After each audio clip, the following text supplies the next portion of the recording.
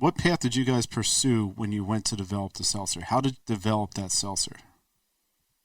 Yeah, it's a long and kind of funny story, but so obviously we weren't from the beverage or brewing side, so I guess it started off by trying to piece together parts of the puzzle, and I think we finally got to a point where we started reaching out to a lot of breweries actually to help us develop the first, basically do a test batch, and we actually got turned away from a lot of breweries at that time. I think particularly the biggest every brewery, yeah, pretty much every brewery. The biggest reason being that there was there was a lot of confusion from brewers of a product that didn't have malted barley. Like how could we, legally make that? I guess that was really the biggest question. That's, I think, one of the big things that changed. With this category, it's still classified as beer, right? But you're not using malted barley. So it was this kind of weird dynamic where we were trying to figure out where can we make this, how can we make this, and so we ended up. I actually ended up spending a lot of time on some of the forums. I think it was Pro Brewer, where I was just posting about these products and trying to get information, and ended up connecting with a fellow on there who does a lot of product formulation for people, and kind of talked to him about the idea. And he had some ideas and it kind of felt like he had a good sense of how to make one of these products, and was able to connect with him and do a test batch. And first flavor we developed was orange mango. I still remember after brewing the first batch and tasting it, it was like, this is definitely spot on. This is exactly what we wanted this to taste like.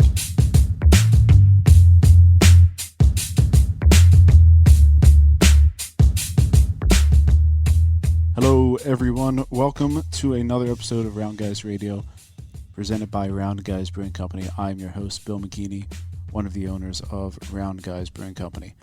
Today, we're talking seltzer. Specifically, we're talking this new seltzer that we have just launched in cans, in 4-packs, in kegs, however you want to take it. We have the seltzer ready to go called Gimme Seltzer. Gimme Seltzer is our hard seltzer brand that's going to be expanding, and you'll see more and more of that over the coming year. Seltzer isn't a fad. Seltzer is here to stay, and there's many reasons for that, and we're going to explore what this new market is, what this new drink is.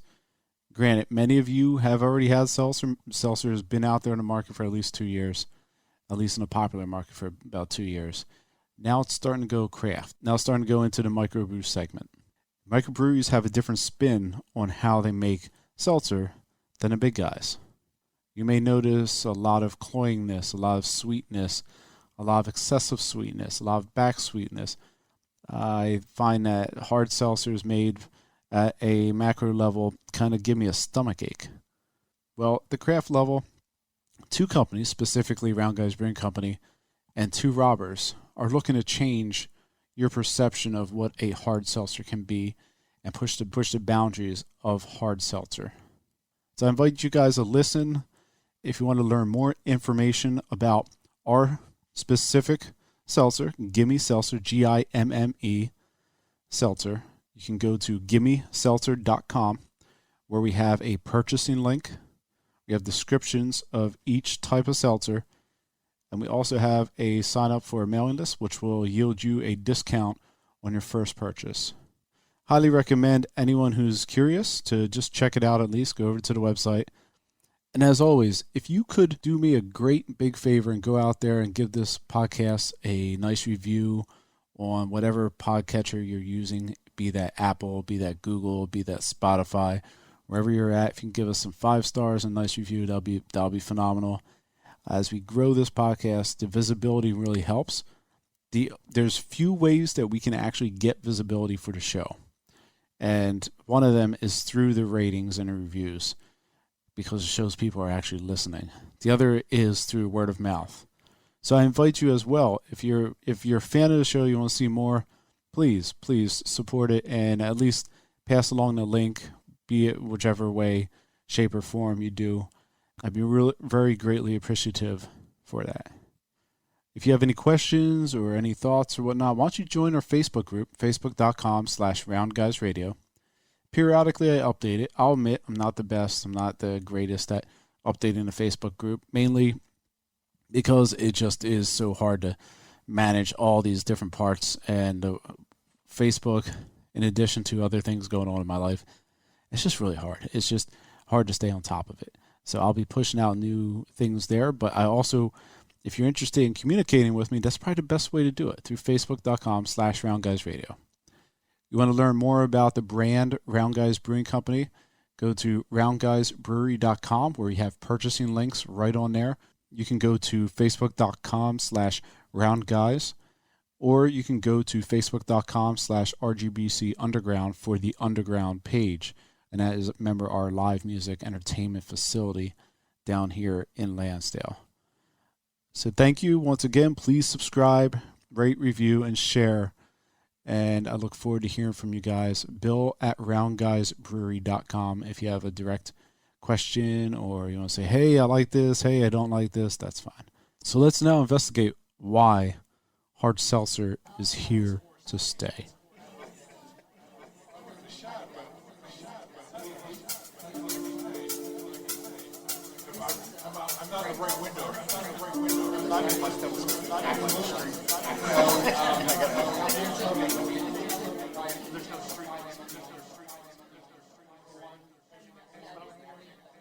Let's start today's journey by learning just what the inspiration and the impetus for making seltzer was. Ken Orner, O-R-N-E-R. I've been making beer for about 7 years now. There was a couple years that I, stopped making it due to kids and everything, but I've always pretty much been doing it for about 7 years. Actually, I started in Round Guys October 2018, and I was hired on to pretty much be a cellarman, help, get kegs set up, transfer beers, dry hop beers, and then every now and then I would go ahead and brew, for a day or so, just to, in case for any reason the original brewery had to have a day off or something happened with them, then at least I could jump in and we can continue on production. Then I probably end of October, beginning of November of 2019, brewing full-time with Round Guys. I think so far this year, I was counting the other day, we're up to about 37 batches already that I've done, so including the seltzers. I'm Scott Rudich, principal owner of Round Guys Brewing Company. Brewmaster, delivery guy, salesman, whatever you need me to do, I do it. Maybe 15 months ago, I had a sit down with my doctor, and doctor said you have to lose some weight. I had slowly been putting on the pounds. It's not a beer thing, it's the lifestyle of owning a brewery, owning a business, not just a brewery, owning a business.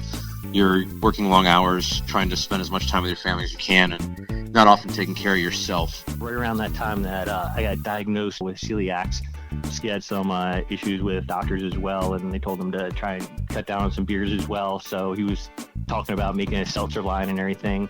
Then I was telling him about how, I might have celiac, and then sure enough, like a couple weeks later, it was definitely confirmed and everything. And he was like, this is a great time, that we could possibly roll out a seltzer that's gluten-free, have something available for, people who, possibly have problems like these. Jumped into sort of a keto lifestyle and still had a beer, still tested all the beers, still did all that, but kind of went cold turkey from drinking our product for a period of time just out of abject fear of having to take a pill every day to watch my blood sugar. It was successful. I lost some weight drinking predominantly wine and bourbon, and then later rye. Got to the summer, and my wife's family always rents a place at Cape May Point. The concept of bringing a flask to the beach, first off, drinking neat bourbon or bourbon on the rocks, it can get to your head pretty quickly. Bringing bottles of wine or even a black box wasn't my speed, so we started experimenting with seltzer. Tried everything, Truly, Bon Vive, White Claw, everything was out there, and a lot of it I just found terrible. A lot of it I just really didn't like. But I needed some bubbles in the summer and can only drink so much carbonated wine, champagne, Blanc de Blanc, whatever you want to call it. And then somewhere in the fall time frame, I read an article about Two Robbers. Actually, I saw Two Robbers on the shelf at a place called J&R Distributing up in Nazareth, Pennsylvania. And I noticed they were from Philadelphia and started reading up on them, and then found an article. And the article was where they were making it, and I found out they were making it at yards. But when I found out how they're making it, they were making it with just fermenting sugar. And to my knowledge at the time, breweries had to always use hops and malted barley in their processes. There were certain requirements. You couldn't do an all sugar fermentation. That was that was how I understood the formulas. And then when I went into the TTB formulas screen, it was now allowing for this category for seltzer. And it was a fermented beverage without malt or hops, which when we started the business, there was no way that we could make a beer out fermented barley or without malted barley or hops. So that was kind of the origin of like, oh my gosh, I'm drinking this stuff on a regular basis. Now we can actually make it. And this is something that I can consume at the copious quantities that I used to consume our beer, which was kind of one of my goals, to go back to being drinking a lot of our product on a weekend kind of guy. I think the standard bearer for me, the ones that I'm really hoping to make the product taste as similar to, would be Two Robbers. I think they've done a really good job of capturing flavors. It's a clean fermentation. I don't get a lot of hangers on. I do drink a lot of Bud Light seltzer because that's available. I do drink a lot of White Claw seltzer when that's available. Frankly, I love Two Robbers, but when I go to my distributors, they're typically not on the shelves. I'd like to be in that realm. It's consistent. It's well packaged. It's well brewed. It's got good flavor. It doesn't have that artificial. I get some fermentation characteristics, and I don't get chemical upon chemical. Two Robbers. Why don't you guys tell me the story of what drove you to start making some hard seltzer? For sure. So my twin brother and I were the ones that founded it. We're both not from the beer industry. This is the first time we've started a business, let alone started something together. And we wanted to do something entrepreneurial. We were both working in the finance industry and, for pretty much our entire career, and ready to kind of get up and do something faster paced and a little different. The beverage industry is something we were always fascinated by. We came across the hard seltzer category back in summer of 2017. And as I'm sure you remember, it was very much early days for the category back then. Philly, we just started seeing some of the bigger brands start popping up on shelves. It was clear to us just when trying some of the products, when giving it to friends to try, that there was something really interesting happening here in the beer industry. It felt to us like this new category of drinks, hard seltzers, was here to stay, and that it had a huge amount of runway potential, and that there was an opportunity to just develop on what already existed, sort of create a version 2.0, create a brand that appealed to us as consumers, bring more people into the category, whatever it may be. And a lot of that, that was just instinct. That was just kind of us trying out the products and just thinking that this was the tailwinds behind the hard seltzer category were really here to stay. And so we spent pretty much all of 2018 developing the product. I was still working in New York at the time. My brother was in Philly, really trying to develop the product. And yeah, it just sort of one thing led to another. And we got to a place where we felt we had an excellent liquid. We put this brand together, Two Robbers, which was, a whole nother story. And then, eventually ended up launching in early 2019. So, it wasn't necessarily us kind of always dreaming of launching a beer company or a seltzer company. It was more wanted to do something entrepreneurial, and over the course of just sort of pushing through and iterating on something that we were fascinated by, we got to a place where we felt we had something that really had legs. You guys decided to dive into hard seltzer, and you mentioned that you thought it could be 2.0. You two believe that you can make a hard seltzer 2.0. What about 1.0 did you see as the opportunity for 2.0? Believe it or not, I still think it's early days for this category, and it's seen a tremendous amount of growth, obviously, over the past few years. But we may very well still be in 1.0 in terms of what I think this ultimately could be. But I think, clearly this was first times in the beer industry where there was a product that was just fundamentally healthier for you. And I don't want to use the word healthy, obviously, because it has alcohol, but just better for you than, most beer products, even light beer products, while still having, ABVs that were above 3.5%. That was kind of what was happening in the light beer game, was people were just dropping ABVs. But, a lot of the other beer alternative products that had existed historically, like the FMBs or the, people even equate this sometimes to Zima. Like, I think part of the reason why they came and went is because they had a tremendous amount of sugar. And here was a product that was very low in carbs, was very low in calories, and still tasted pretty good. It was still a sessionable, interesting drink. In those days, I think most distributors, most brewers we spoke with would tell us that this was going to be another fad. It was kind of, reminded them of not your father's beer in terms of it was one of those things that it's going to come and go. But it just from the perspective of having a drink in the beer industry that was like 0 to 1 to 2 grams of carbs and virtually zero sugar, that felt like it had never existed.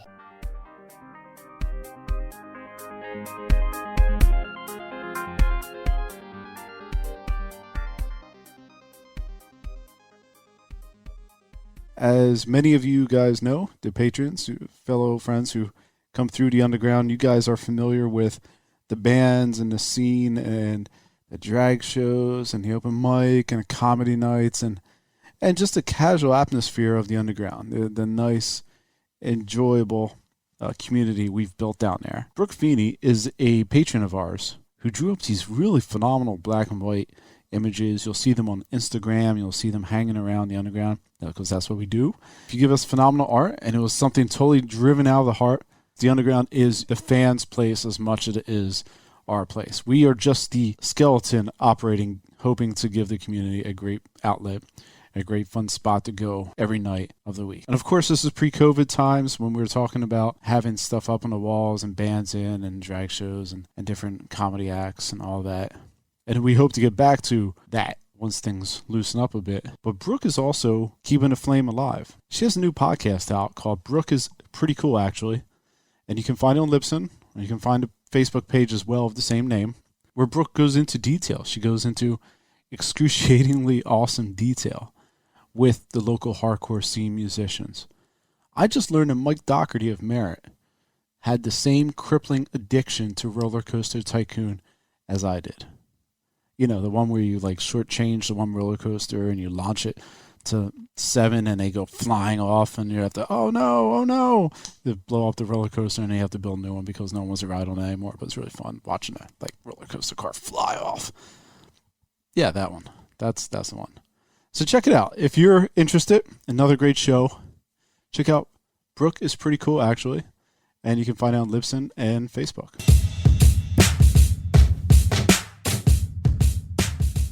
What's the difference in the process of making seltzer versus a beer? Primarily, when we make the seltzer, it's a whole lot easier of a brew day because we don't have any grain or anything that we're mashing. We primarily fill up our kettle with 250 gallons of water, add in 200 pounds of sugar into it, let it boil for about 15, 20 minutes, and then we chill it down. Once we chill it down, we put it into our fermenter and been using a champagne yeast that we ferment at a little bit of a higher temperature. And by fermenting at the higher temperature, we're able to get off some fruity esters into it. So we're almost already preconditioning the seltzer, except, more of the fruit flavors that we're experimenting with. How long does it take start to finish to make a seltzer? Start to finish on the brew day, it would probably be, maybe a 5-hour day. And then as we're fermenting, I'm constantly hitting it with nutrients because sugar and water, there's really no proteins or anything in there. So what happens is the yeast, are looking for something to feed off of. So probably like every 2 to 3 days or so throughout the process till it gets to a certain gravity, I'm hitting it with some nutrients just to go ahead and keep the yeast up in suspension and eating off of something and feeding them so that they know, hey, listen, it's not time to, peter out. Still sugar's available to ferment in here. So let's do our thing and make a nice product at the end. The whole process has to be really clean, right? There's nowhere to hide anything that could cause an off flavor in the seltzer. And I'm thinking if you have, an IPA or you have dark beer, you can hide a lot of process issues within those beers. But what about in the seltzer? The seltzer, just because it's primarily 2 ingredients that we're putting into it, there really isn't much margin of error. We do have to keep everything, primarily sanitary, make sure that the yeast is healthy. If the yeast, for some reason starts to mutate or something, that's where we could get the off flavors. But by going ahead and adding the nutrients and everything, kind of like when a mead maker makes mead, honey has no nutrient in there as well. So you have to kind of do the same processes in that. Do you have to do anything specific in an actual physical brewery to make seltzer happen? And compared to brewing, how's that process work? So for us, we cut out the mash tun completely. We don't have to do any mashing. We still add hops to the seltzer. We add we don't boil them for as long as you would for a beer. We still chill it down and we still ferment it on yeast. One other driving factor behind this is our head brewer happens to have celiac disease, and he thins out well after he was working for us. He's working with some of his friends and some of his colleagues in the industry to try to figure out, to make sure we're using the best possible cleaning protocols to switch from a gluten-containing product to a gluten-free product, because that's very important to him. So he's kind of our standard bearer to make sure that everything's cleaned, everything's taken care of, everything's stripped down to a point where someone who really his life is put in danger by gluten would feel comfortable drinking the product. And so that's a valuable next step as we start to get into mass production and getting it out to the marketplace. There's always going to be an issue that we're making it in a gluten-containing facility. There are chemicals, procedures, and processes that will remove gluten from stainless steel and allow us to produce a gluten-free product without any cross-contamination. Are there sugars out there that can be used in seltzer that do contain gluten? Well, certainly malt sugar does. So maltose. I'm trying to think what other sugars would contain gluten. Any malted grain, except for corn. You could ostensibly make a seltzer out of malted corn or flaked corn, very much like a bourbon sour mash. What we went for and what we looked for was what was the easiest. So if you're going to do some sort of a seltzer out of corn, you're going to have to do a cereal mash, which means you're going to have to put all of your grain in a container, in a vessel, in a boil kettle, and boil it in order to hit saccharification temperatures and release the sugars. And then you're going to need to mash it. And then after you mash it, then you're going to have to ferment it. Corn tends to be really, really low in proteins for mashing. So you're going to be adding like an amylase or some other enzyme in order to get that to convert over. So there are probably other sugars, kind of cut the corners and just use dextrose, which is corn sugar. People are either using malted rice, malted corn, or some sort of sugar. Hey, let me just jump in here real fast because we have a beer release that is happening right now. It is football season, friends, and that means Rye Eagles Rye or Rye Pale Ale is back on shelves. You can actually buy a pennant of this label that was created by Keith Greenman.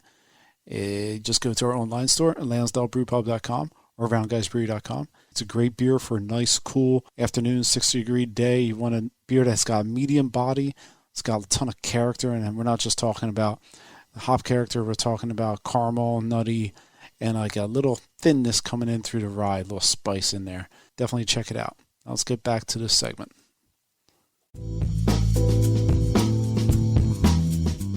Well, the technology, since we're talking about technology here, we're talking about technology with the gluten process. What do you see coming down the pipe in the technology front for the seltzer? I could definitely see experimentation with like the different yeasts, just to see how they finish off and how they taste. With just because, like I said, it's just sugar and water that we're using, so it's kind of hard to say like what will happen with certain yeasts, if they'll accept it or won't accept it. So it's just a matter of messing around and seeing how different yeast will work, different temperatures, and then even after all that, once we're ready to package, then coming up with the different flavors that we want to come up with that we think will sell well in the marketplace. What are some creative approaches that Round Guys is looking at for coming up? A couple things to know about seltzer. I don't know what the craft seltzer market is going to branch out to. I'm assuming if we go heavily with the gluten-free side of things, we might get premium for it. But a lot of the craft seltzer market right now is based on calories and carbohydrates. It's a health food movement kind of thing. It's like I want to get drunk, but I don't want to feel bloated the next morning. Or I'm counting my carbs, and this is my way to get drunk without drinking vodka and soda water. The creative approaches we're trying to make is we're trying to keep as close to the initial vibe of seltzer, which is low carb, low calories. And there's a local brewery that made a milkshake seltzer, and it was like 43 carbs. I don't know how well it sold, but that kind of misses the mark for what I'm thinking we should do. So a couple things we're doing is we're launching with a dry hop seltzer. I want to keep the beer culture, keep the homage to hops and what we're doing, and utilize the seltzer as kind of a vehicle for here's what hops can do to a fermented product. So that's one thing. Another thing, the extracts that we've identified, because seltzers also has to be affordable. I don't see many people going out and buying a $60 case of seltzer. So it's got to be affordable. So we're looking at cheap fermentable sugar, and then the ingredients that we're working with are food grade baking extracts. You've seen them and tasted them before. Cyrano was one of the first beers that we did that we used one of those kind of food grade baking extracts, and I don't think anybody knew that this cherry and the mango in Cyrano, when it won the Brewvitational, was an extract. Didn't come across as that and didn't really have any of that chemical taste. So our experience, we worked with extracts exclusively for the first probably 5 years before we went, before the Haze Boy milkshake beers took hold and we had to go to true purees and fruits, but using high quality extracts that will add a little bitterness but not add any chemical character. That's, I think, probably our best approach is, it's seltzer. I'm not going to be sitting here talking about pure ingredients and, only the freshest and, all that kind of stuff. It's still a craft beverage. We're still picking ingredients based on how the consumer is going to perceive them, and then consistency as well. Because it's a blank canvas, man. Like making seltzers, like making, the blandest of lagers. You really don't have, you screw it up, you don't have any place to hide. And so that's kind of the approach I'm taking is, you want to make a great Pilsner, or as, who's your lawyer buddy? Dave, yeah. Dave Edmonds says, some of our lagers are some of his favorite beers. There's not a lot to hide. Like you have to make a clean fermentation and, there's not a lot of bells and whistles. That's kind of what seltzer is. You got to be able to ferment a really good product. Where do you guys see this field, this burgeoning seltzer market? Where do you see seltzer going? It's hard to say. I think that's part of what makes it exciting. I mean, definitely, I think it's going to continue to grow. I think most people, I think, would agree at this point that it's not a fad. It's definitely here to stay. And, the category itself is obviously continuing to explode. I think, I don't see that slowing down at any point in time. I think when we started working on this, people were kind of saying, this is going to be the kind of category that it'll hit sort of $1 billion of sales nationally and then plateau, and then it blew through that last year, and now people are saying it'll be a $3 to $5 billion category, and my instinct is it'll continue to grow well past that. And it's not just taking share from light beer. I think it's also taking share from wine and spirits, and so there's just a tremendous amount of runway potential. But I think that what's interesting is that right now, this better for you movement in beer is centered around hard seltzers, but there's a lot of other stuff that is like kind of starting to mirror some of the fundamentals of what makes hard seltzer. So categories like hard kombucha are, essentially hard seltzer mixed with kombucha, and categories like hard tea are sort of gravitating towards this, and so it's, there's no doubt in my mind that this sugar brew concept is going to continue to grow, and as far as I can tell. But what that looks like in terms of what the different sort of categories are and what the different innovations are, I think that's sort of the question, and that's what's exciting, I think.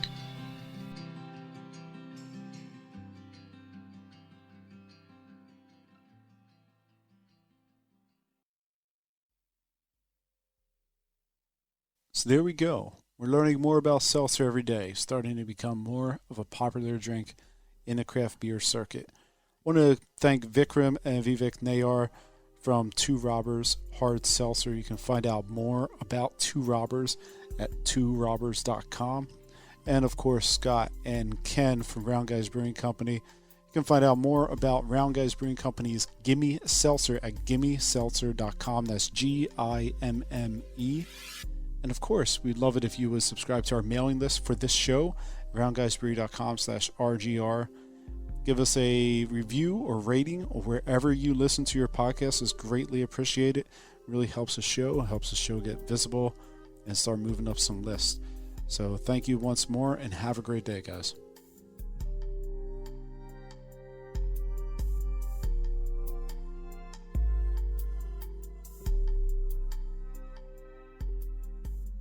This is the first step towards, learning production and really learning how to create a sonic environment that tells a story too. It wasn't just me and a piano anymore. It was a bunch of different elements, mixing those together and finding that balance.